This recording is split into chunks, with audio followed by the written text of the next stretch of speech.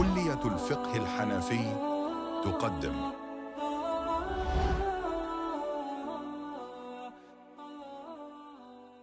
بسم الله الرحمن الرحيم. الحمد لله وحده والصلاة والسلام على من لا نبي بعده. أما بعد.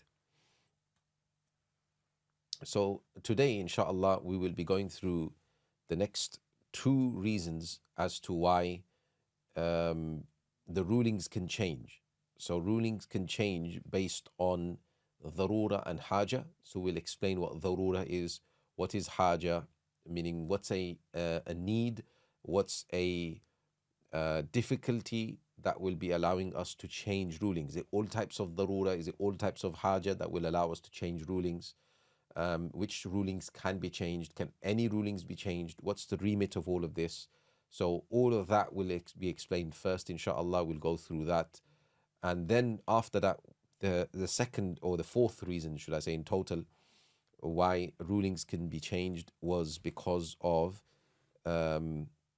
based on the Saddud Dhara'i, where we are closing the door to further any corruption taking place. So there, the fuqaha, what they mention in regards to that, is it every door will be closed, or is it certain rulings will be only given for, what will happen, what's the remit of all of this? That, inshallah, we will discuss. Then we will then move on back to the last parts of the Rasmul Mufti Ibn Abidin, where he mentioned the last part of the poem where you have a weaker opinion in a madhab.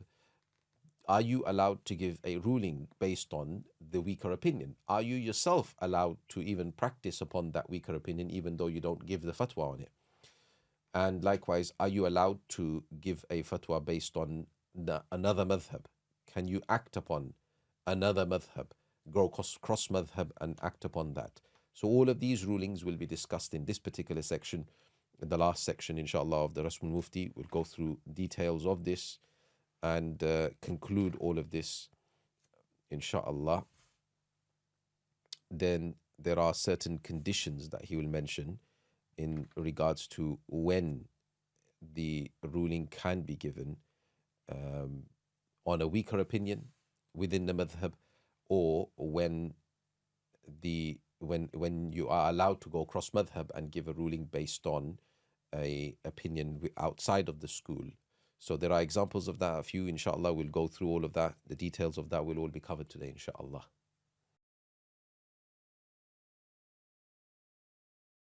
Bismillah ar-Rahman ar-Rahim.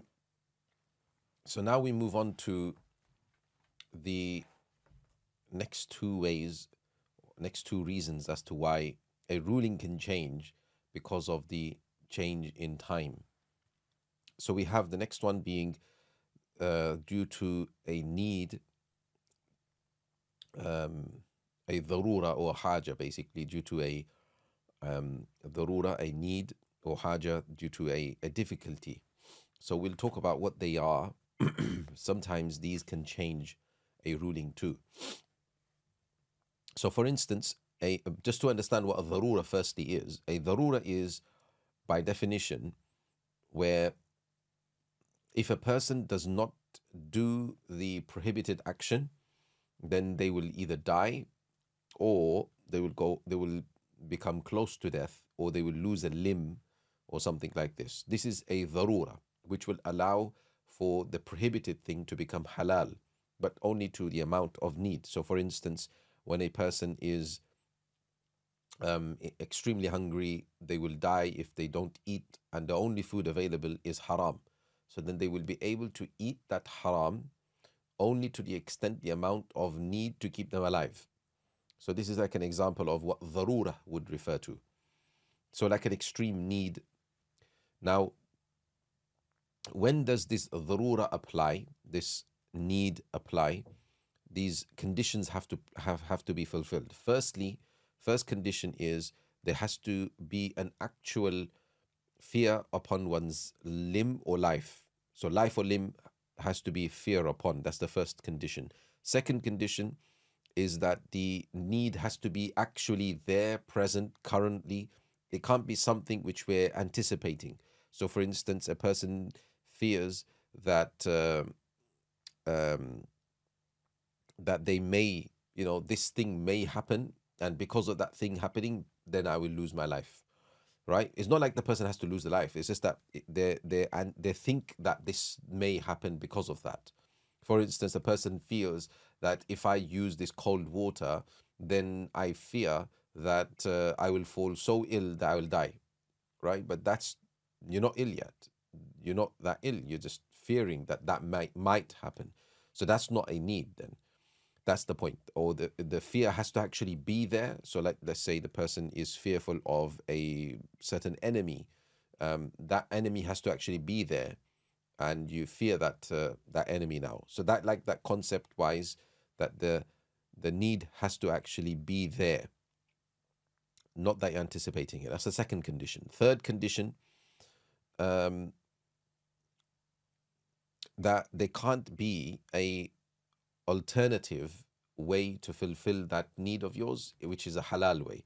So there cannot be a alternative halal way of fulfilling that need. So the example of the food, if there's halal food there, then you can't eat the haram now. So that's the third condition.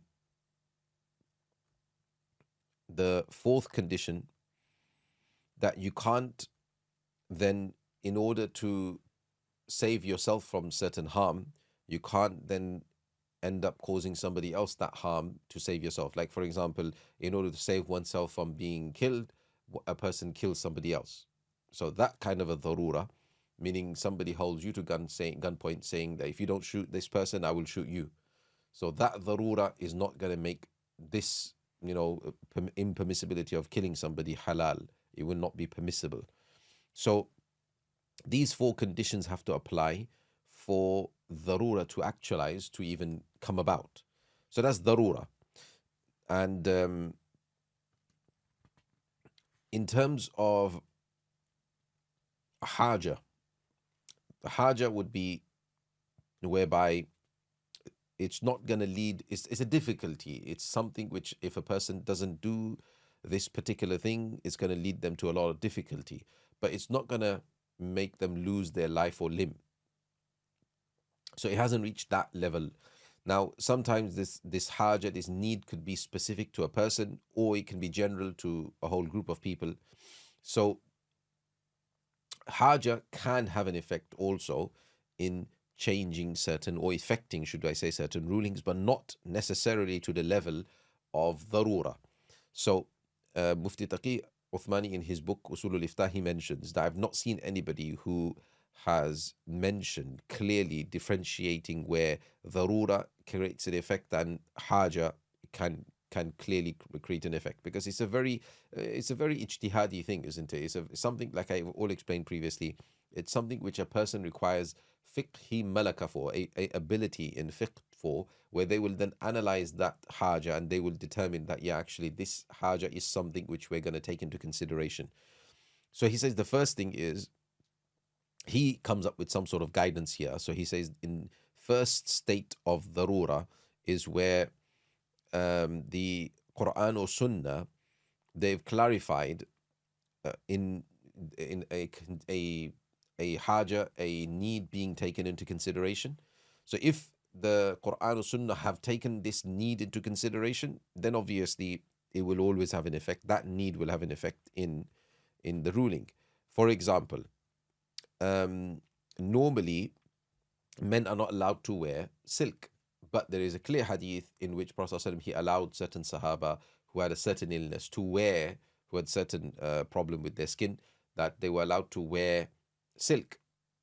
So that wouldn't have made them lose their life or limb if they didn't wear the silk. But Rasulullah ﷺ considered this haja and gave them a ruling. So that is definitely going to have an effect on the ruling like this. So this is something, for example, which Shari'at has already mentioned itself. Second is, he says, the second state of when a haja, a need, can be considered to make an effect on ruling, is where the actual ruling that's come up with, let's say there's a ruling in a madhab that ruling is a mujtahid fi mas'ala. It's a mas'ala which there is ikhtilaf regarding, there is a difference of opinion regarding, and you can see that because the other schools perhaps don't agree with it. So it's a ruling which is not derived from clear cut like evidence which nobody would dispute, but it's there. Now, if there is a darura, a haja, a um, a need which will lead to a lot of difficulty, if a person is not allowed to go against that, then that can be overturned. So he gives an example here that, for instance, our fuqaha of Hanafiya, our Hanafi fuqaha, they say that normally, obviously, a woman should cover her face, but they say that in the case of where a woman needs to give testimony in court, for example, then she will be allowed to unveil her face. Likewise, for security purposes, if a woman has to show her face to enter a certain area for security purpose, then she may have to unveil her face. So those are going to be, it's not life or losing a life, it's not darura level, but that's a haja where this particular ruling can be overturned because it's a ruling which is derived from source, not from qat'i sources. So that's that. But if there is a ruling which is derived from a qat'i source, it's 100%, there's no doubt about it, then no amount of haja will allow that that thing to be made permissible. So it will need to get to a darura level for it to become permissible, not a haja level. So for instance, alcohol or something like that, a person wanted to use a particular product, and if they don't use that, it's just difficult for them. That doesn't make it permissible for them to use it because it's a haja. No. Why? Because that's alcohol, that's haram. The only time it's going to be allowed if it goes into darura now. So now that's where those conditions will apply. There can't be an alternative. It's definitely going to, it's going to most likely give them cure. The expert doctors have said all of those kind of conditions. The conditions that we've talked about previously in terms of that there has to be a fear of life or limb, and that you can't be doing another prohibited thing which harms somebody else because of it. All of those kind of things need to be taken into consideration there. So this, in a nutshell, is darura and haja, which will affect a ruling. And like I said, the main thing here is to understand that how do you obviously darura is quite easy. Once it reaches a level of darura, then biqadri darura, the amount of need to fulfill the amount of need, that much amount would be permissible. But when does the haja in essence play a part? That haja will only be there's like a big, you could say, gray area here. It's not clear cut, it's not black and white like darura is. Darura is clear, black and white. But haja, there's going to be play there. Now, how do you how are you able to tell where there is play, where there isn't play? It will depend on the person and their fiqhi ability.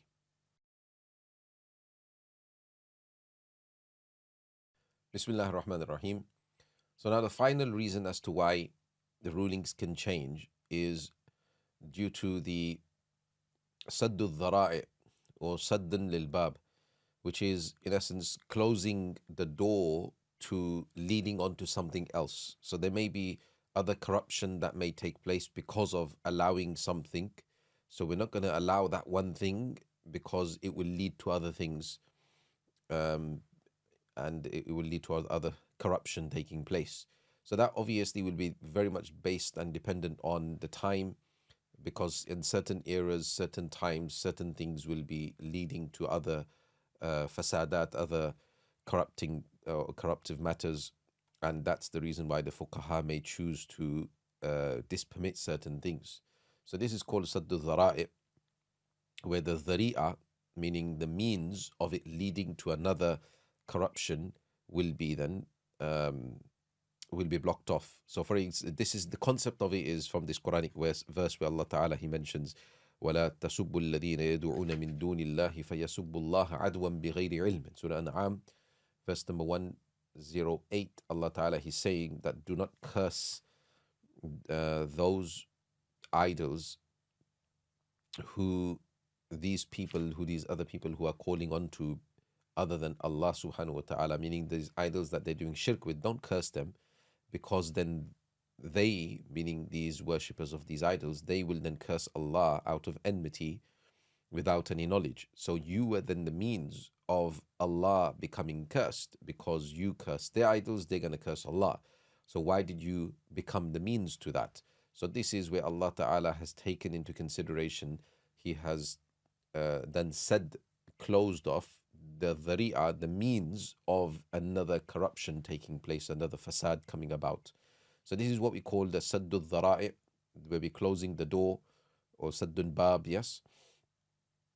So now there are two main types here. One is where Shari' themselves, the Shari'a, Allah subhanahu wa ta'ala or Rasulullah sallallahu alaihi wasallam himself in the hadith has clearly mentioned the said of the dhari'ah, has clearly mentioned the closing of this particular doorway. So like how Rasulullah sallallahu alaihi wasallam in the hadith has made riba al-fadl, riba haram, where one person gives more than gives more back in return, because it will lead to the riba al-qard, which is the prohibited in the Quran.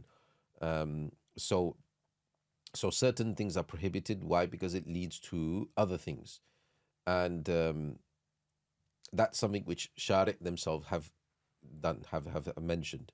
Then the second type is where it's that doorway to be closed off has not been clearly mentioned by Shari', though the ruling is mentioned, but the reason for which this is being prohibited ahead is not mentioned. So like, for example, and this is where there could be ikhtilaf, there could be a difference of opinion, because obviously now it's based on a person's ijtihad. So for instance, Allah subhanahu wa ta'ala, He permits the men to marry the women of the people of the book, the Ahlul Kitab women. However, Umar Khattab radiallahu anhu, when he saw the reason, what he considered the reason why it was allowed, and now he saw that this will actually, by allowing this marriage, it will lead to a lot of corruption, he dispermitted it. So in his time, he would dispermit this, and that's why you see that the fuqaha of the Hanafis have made it makruh to marry them, because of the knock-on effects that it will have in terms of on other people, on other Muslim women, and as well as on a person's children, on one's life as well. All of these knock-on effects have to be understood, and when they are taken into consideration, then it will lead to this ruling coming about of it being makruh to marry them. Obviously, if it draws them close to Islam, and they are gonna go, because of marrying them, is gonna bring them into Islam, then that's a separate matter, and that's the reason why the Quran had allowed it. Anyway, so this is, you see, Saddu Dhari'a coming about in this particular way. So anyway, this is in a nutshell. I'm sure everyone understands this, that sometimes a doorway will be closed and to a further corruption, and that's the reason why the fuqaha mentioned certain rulings. So a few examples that Mufti Taqi he gives over here. So for instance, the prohibiting the women from coming to the masjid. So this is a famous ruling that initially they certain scholars prohibited this, that women coming out to the masjid, and the reason they did this was because in their time they saw that the women weren't coming out. They were holding on to the ruling of waqarna fi buyutukunna, in essence, that staying at home, and that was their custom. And then the only reason they were coming out is because we're encouraging them to come to the masjid. So he's saying, no, we're not going to encourage them to come to the masjid now. They will be prohibited from coming to the masjid. And they used the evidences of Aisha radiallahu anha and others that said things like, if Rasulullah sallallahu alaihi wasallam knew what you are doing now, then he would have prohibited you from coming to the masjid, and things like this. So these are kind of things that these scholars used to prohibit the women from coming to the masjid. Based on the Saddu Dhari'a, it was leading to corruption, not safety for them when they were coming out, and also obviously a corruption in terms of the fitna it would cause. So this is what it was. Now obviously the ruling may change now, because that dhari'a may not be something that is needed to be closed, because the women are already out. So obviously the rulings can change in this way, but the ruling that Mufti Taqi Sahab mentioned over here in the book is what I said first. But yeah, I mean, everyone gets the picture. The idea is very simple, that certain doors that will lead to other further corruption, when the certain scholars see it, they will then close that door. So these were the 4 reasons as to why ruling can change. Now we're just going to finish off the last part of what Ibn Abdin mentions in his poem. He says, وَلَا يَجُوزُ بِالضَّعِيفِ الْعَمَلِ وَلَا بِهِ يُجَابُ مَنْ جَاءَ يَسْأَلُ. So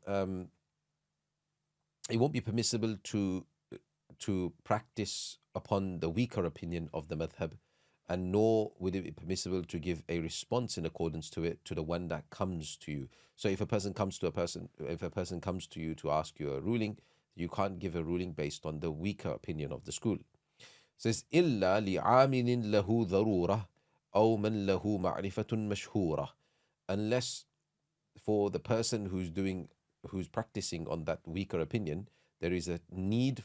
So there's darura established. We already understood what darura was. Or for the person who has a sound, should we say, understanding. So they have a very good understanding of the madhab, then they may be able to rule on this. وَلَكِنَّمَا الْقَاضِي بِهِ لَا يَقْضِي وَإِنْ قَضَى فَحُكْمُهُ لَا يَمْضِي. However, the judge will not give a judgment based on it, won't rule on it, and if he does rule according to it, then his ruling will not be implemented. It won't implement, it won't go through. So a qadi can't do this, because the qadi should stick to the actual madhab, the preponderant opinion of the madhab, and he has to give rulings in accordance to that. It says لا سيما قضاتنا إن قيدوا براجح المذهب حين قلدوا. Especially so our judges in our time, basically our judges, when, meaning the Muslim judges, right, when they have been restricted to the preponderant of the madhab, meaning they've been confined to stick to the preponderant ruling of the madhab when they were appointed. وَتَمَّ مَا نَظَمْتُهُ فِي سِلْكٍ وَالْحَمْدُ لِلَّهِ خِتَامُ مِسْكٍ. Says now he's finished his poem in, what he sequenced, you can say. He says, what I sequenced in a thread, meaning what I've put together in a nice orderly fashion, I've now finished that in this poem. And he praises Allah Ta'ala. Khitamu miskin, the indication towards the verse khitamuhu misk, that its seal is musk. So he's sealing off his poem with this kind of a thing. So anyway, he says the main thing over here, what he's trying to portray is that you can't give a fatwa, you can't give a ruling to somebody else, nor can one do practice for oneself on the weaker opinion of the madhab. And he's something that we discussed right at the beginning of the Usul al-Ifta, if you remember. He discussed this right at the beginning. He quoted from Allama Qasim Qutlubugha that if a person gives a ruling or a fatwa on that which is an opinion which is the weaker opinion of the madhab, not the preponderant of the madhab, then they've gone against the consensus of the scholars, because the one that is not the preponderant opinion in comparison to the preponderant opinion is like as though it doesn't even exist. So, and then if you give a preponderance to that weaker opinion in these contradictory masail, when there's contradiction in, then that's prohibited. That's something you're not allowed to do. And if a person just suffices on giving fatwa on a opinion, as long as it's a opinion, then we're going to give fatwa on that. If you are doing that, then he calls this person ignorant. This person has gone away from the consensus. So he then quotes from various scholars this similar thing, the same concept, where it's not permissible generally to give a rule, nor to practice for oneself on a weaker opinion, and that's what he's talking about over here.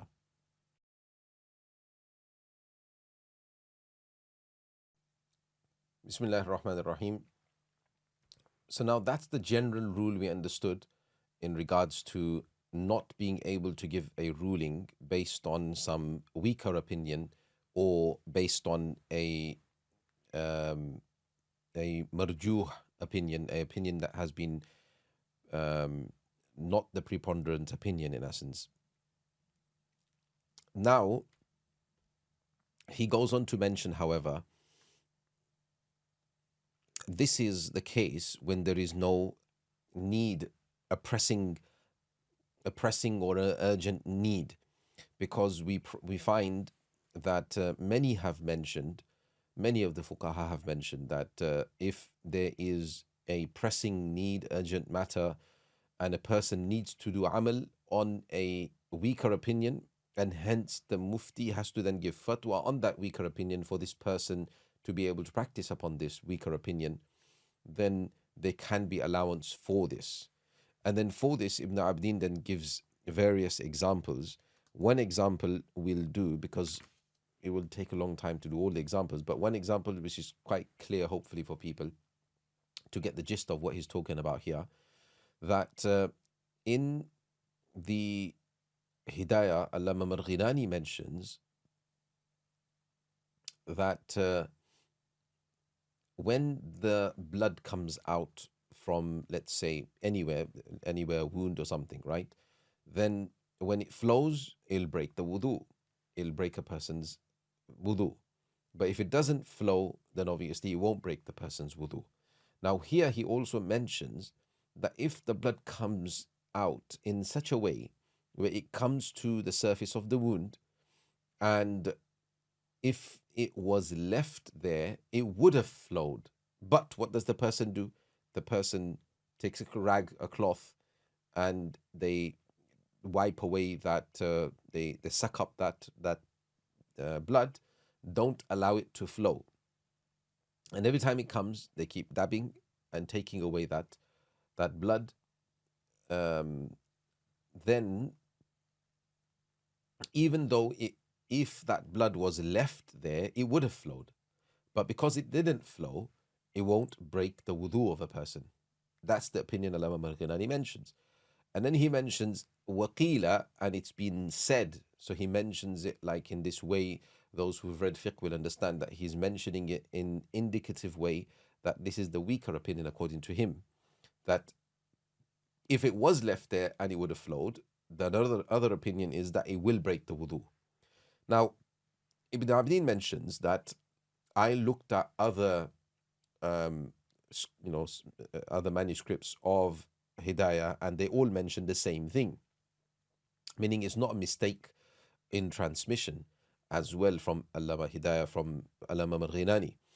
But he says that this is nothing, there's nothing hidden about this, that the majority of the books of the madhab, they give preponderance to the second opinion, which he mentioned with qila, meaning that's the opinion of the madhab. And he says, I've not seen anybody who has given seeming preponderance to what Allama Marghinani has mentioned, which is that if you wipe it away and it's not flowing, even though it did have the ability to flow, that it won't break your wudu. There's nobody, he says, that I've seen before Allama Marghinani mentioning a preponderance or mentioning some indication towards this, because he never mentioned it clearly that this is a preponderant one. But obviously everyone that's gone with that opinion after has all followed what Allama Marghinani have mentioned. But nobody, in fact, he says that nobody after him even followed him, after looking a lot, in fact, Ibn Abdin mentions. So therefore, this opinion becomes a rare opinion now. It's a rare transmission that only looks like Sahib al-Hidayah, his tafarrud here, his lone scholarly opinion, that it won't break the wudu. But obviously, because Allama Marghinani is of a high caliber, he's not some any old scholar. He is from Ashab al-Tarjih, or from the Ashab al-Takhrij and Tashih. He is from amongst these scholars. So his opinion is noteworthy, but not the opinion for fatwa. So what this then means, that if a person is suffering from this kind of a problem, where they don't break their wudu enough for them to become a ma'dhur and excuse the person, but this person is finding it really difficult, a lot of difficulty, mashaqqa and haraj upon this person, that they're going to have to keep doing wudu to try to pray their salah, and it's not happening. Like Ibn Abidin, he says that I was trialed by this myself, whereby he had because he had a certain wound, and it just kept coming out with a lot of moisture, and they have this way of sucking up the moisture by putting chickpeas on there, because as you know, dry chickpeas will suck up, and then they bandage it. So he says that I did this takayyul himmasa, in essence, and but it would still not, because the if I left it, it would have flowed. So he says that I took this opinion for this time period, Allama Marghinani's opinion, for that time period, and I prayed salah. But then when I got better, then I repeated all my prayers. So the idea was that otherwise, he says, I did not find any opinion in the madhab by which my salat would have been valid. There was nothing that would allow my salat to be valid, because I was not a ma'dhur, but I had this difficulty. So you could see here that for one's own amal, one's own practice, or to give a single ruling to a particular person in a particular scenario, the mufti has an allowance that, okay, in this scenario, you will be allowed to do this, or don't worry, you can give a ruling like this based on the weaker opinion of a madhab. But obviously, caution would dictate that you tell the person that afterwards repeat your prayer, maybe, or maybe if you something along these lines. So, but this again will demand an expert, somebody who knows what they're talking about, to be able to do this. Not any old person can do this. So anyway, this is an example of what Ibn Abidin's mentioning, that giving a ruling based on the weaker opinion of the madhab would sometimes be allowed like this, but not a general rule, remember, to the masses, because it's individual based, tailored to a particular person and in their particular scenario. In these kind of cases nowadays, if it's bleeding, a lot of times people ask me that kind of a question and they think that they've become ma'dhur, but all they have to do is stop the blood, right? And if you can bandage it tightly to stop the blood from coming out, then that's the best way. So rather than becoming a ma'dhur, or rather than using these kind of adopting a weaker opinion, so you have to try to think of how to prevent this excuse even coming about. It's only when there is no choice, then we'll go to these kind of rulings. Now, in the end, Ibn Abidin also covers this concept of the Qadi not being able to judge based on this ruling, though, because when the Qadi judges, he's giving a judgment that is for others as well, because it sets a precedent for other cases to come as well. So the Qadi generally will not rule in accordance to these kind of opinions. He will stick to the madhab, because the Qadi, he has been appointed for ruling according to a certain madhab. So when he's been appointed for that reason, then he will make sure he fulfills his duty of following the rajih, the most preponderant opinion, the correct opinion of the madhab, because that's his remit. He's been told to do this by the Amir. So that's that. And lastly, he then goes into mentioning that giving a ruling based on another madhab. So firstly, we won't give ruling based on the weaker opinion of the madhab, of our own madhab, but likewise, we will not give a ruling, a fatwa, based on the opinion of another madhab. So you cannot go cross madhab and start giving rulings based on a madhab of somebody else. Now, these are all, again, general rules. This is the general rule that has been mentioned, just like giving a ruling based on a weaker opinion is generally not allowed. And he mentions this from various scholars, and he concludes the point in this way. But as we know, there are certain rulings which the scholars come together and they then decide that we have to give a ruling here based on another madhab.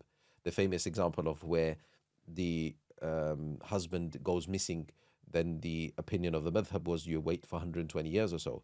But based on Maliki school, the Hanafi, jurists of later time, they gave fatwa that we will give the ruling of 4 years, if after which she can then be separated from her husband that's gone missing, because we assume that he has passed away. So this kind of a concept, unless you have reason to believe he's still alive, then it's a different matter. But the point is that here the scholars, they give fatwa based on another school, on the Maliki school, but again, like I said, this will be based on certain scholars. You have to reach a certain level of scholarship to be able to even do that. So the mufti has to be of a certain ranking, certain caliber, for them to do that, and there has to be a need. There has to be a real difficulty that for which the mufti is doing this, giving a ruling based on a weaker opinion of the school, or giving a ruling based on another school. Generally, we see that giving a ruling based on another school, that is something that we will try our best not to do. Even if it means that you give a ruling based on the weaker opinion, do that, but not go cross madhab. Because going cross madhab, there's always going to be a question as to why you're doing that and where the parameters of that are. Especially giving fatwa based on a weaker opinion, or doing amal for oneself, or even going cross madhab. If this is based on tashahi, based on a person's whims and desires, and trying to create ease for oneself and everything else, this is something which will be prohibited. This is something mentioned by all the scholars. He quotes this from the various scholars, that this is completely disallowed, and this is something which will not be allowed at all. So now we come to a close in terms of all of the usul. Alhamdulillah, we finished the usul ifta from the Shar'uqud Rasul Mufti of Ibn Abdin, and I hope that everyone's understood it all now. I did promise that inshallah by the end of it, hopefully everyone would have understood what's happening. Hopefully now people have understood any sections of it that you didn't quite understand. By now you should have had a good grasp, understanding of the usul. So if you go back to those sections, inshallah, hopefully they'll make much more sense now. May Allah subhanahu wa ta'ala grant us all the tawfiq and ability to understand what we have learnt, and grant us all beneficial knowledge. Ameen ya Rabbal Alameen. Jazakumullah for listening.